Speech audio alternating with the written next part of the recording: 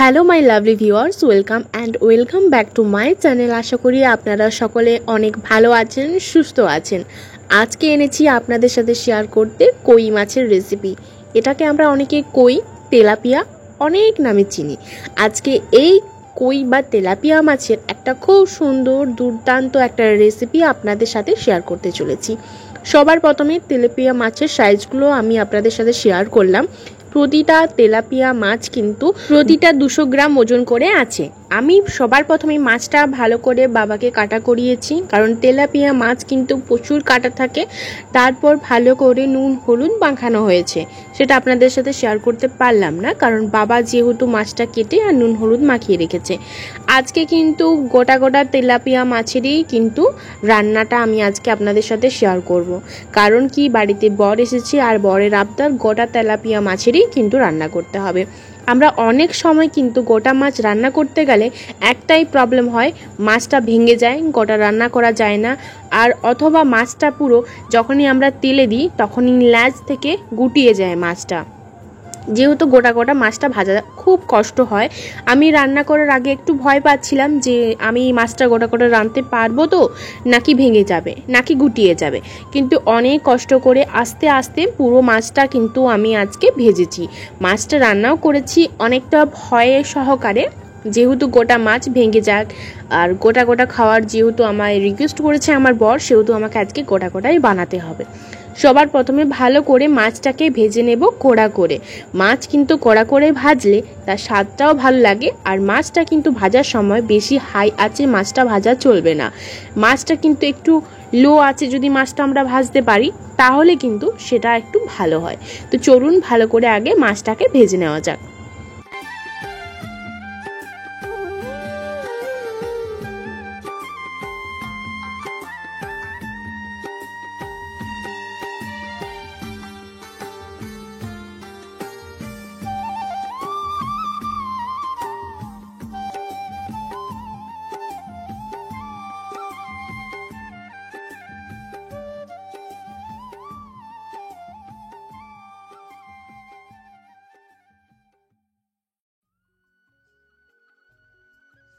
খুব সাবধানে সহ আস্তে আস্তে পুরো মাছটা কিন্তু আমি ভাজলাম।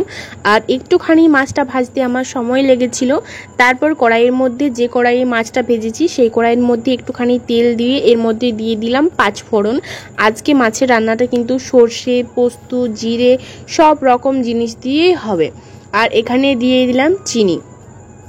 কই মাছের তেল কই কিন্তু আমরা সবাই খেয়েছি, ঠিক কতটাই তেল কইয়ের মতনই হবে, কিন্তু তেল মশলা সব কিছু একটু হালকার মধ্যে দিয়ে হবে।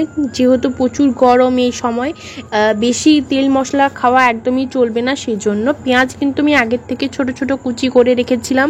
সেই পেঁয়াজগুলো তেলের মধ্যে দিয়ে ভালো করে একটু নাড়াচাড়া করে নেব।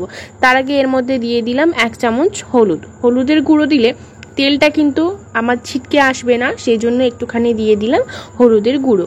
এরপর ভালো করে নাড়াচাড়া করে পেঁয়াজটাকে কিন্তু ভালো করে ভেজে নিতে হবে।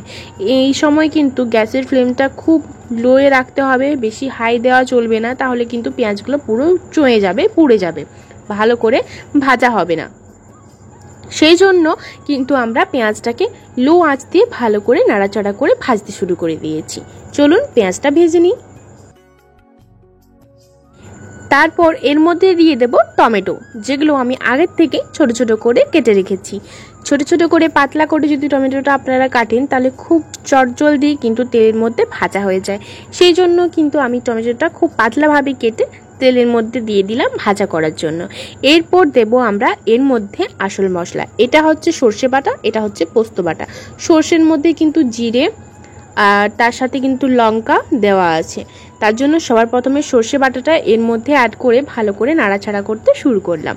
ভালো করে একটু কিন্তু সর্ষেটাকে আগেই ভেজে নিচ্ছি, নয়তো সর্ষের যে ঝাঁঝটা সেটা কিন্তু পরে দিলে রয়ে যাবে, সেই জন্য কিন্তু আমি আগেই দিয়ে দিলাম।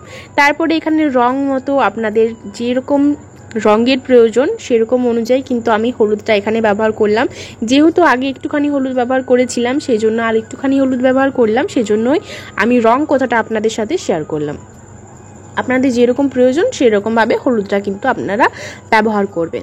ভালো করে একটু নাড়াচাড়া করে ভালো করে এই যে মশলাটা এটা কিন্তু ভালো করে ভেজে নিতে হবে। তারপর এর মধ্যে দিয়ে দেব টক দই।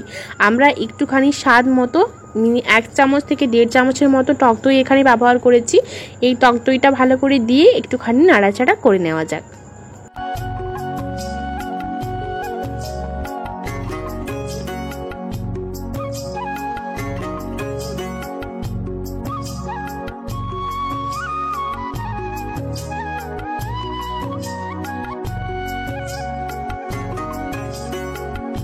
এরপর এর মধ্যে নাড়াচাড়া করার পর দিয়ে দেব জল।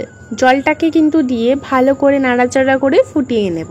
আর হলুদটা যেহেতু আপনাদের বললাম সেহেতু লবণের কথায় আসি, লবণটাও কিন্তু আপনারা আপনাদের স্বাদ মতো দেবেন। এখানে আমিও কিন্তু এখানে লবণটা দেখে শুনে স্বাদ মতোই ব্যবহার করেছি। আপনারা অবশ্যই লবণটা স্বাদ মতোই ব্যবহার করবেন, বেশি বা কম দেবেন না। আমার কথা শুনে আপনারা অবশ্যই একবার চেখে দেখবেন, তারপর স্বাদ মতো এখানে লবণ কিন্তু ব্যবহার করবেন। আমি যখন পেঁয়াজটা দিয়েছিলাম পেঁয়াজও কিন্তু লবণ মাখানো ছিল, আর সেজন্যই কিন্তু আমি অনেক সময় কিন্তু লবণ কথাটা বলি না, সেজন্য আপনাদের বলে দিচ্ছি যে লবণটা কিন্তু আপনারা আপনাদের স্বাদ মতোই ব্যবহার করবেন।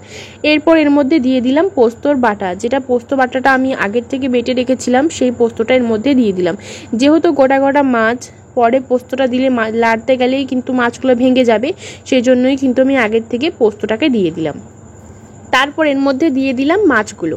তো কেমন লাগলো আজকের এই ছোট্টখাটো হালকা পাতলা একটা রেসিপি অবশ্যই আমাকে কমেন্ট করে জানাবেন। আর বাড়িতে অবশ্যই যদি পারেন সম্ভব হয় একদিন বানিয়ে খাবেন, অসাধারণ সুন্দর লাগবে। এই যে কই মাছের নতুন রেসিপিটা আপনাদের সাথে শেয়ার করলাম সেটা কেমন লাগলো আপনারা অবশ্যই আমাকে কমেন্ট করে জানাবেন।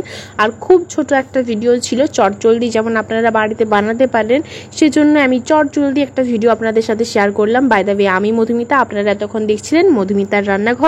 যদি ভিডিও ভালো লেগে থাকে অবশ্যই like comment share and subscribe অবশ্যই করবেন। চলুন সুস্থ থাকুন, ভালো থাকুন, ভিডিও দেখতে থাকুন, সঙ্গে থাকুন। পরবর্তী ভিডিও আপনাদের জন্য অবশ্যই খুব মজাদার আনবো। অবশ্যই চলুন আজকের মতো বিদায়।